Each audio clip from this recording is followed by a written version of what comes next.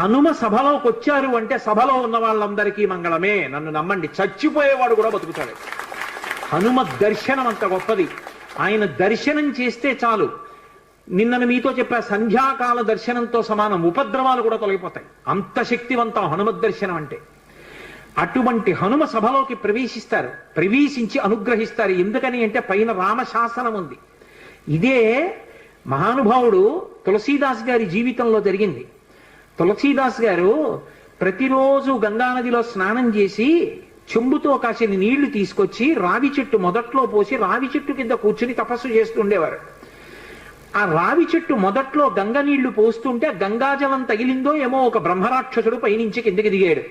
బ్రహ్మరాక్షసుడు అంటే ఎవరు అనుకుంటారేమో, వేదం చదువుకుని కూడా దొంగతనాలు లాంటివి చేసి బ్రతికిన వాళ్ళు బ్రహ్మరాక్షసులు అవుతారు. పతంజలి చరిత్రలో చెప్తారు. కాబట్టి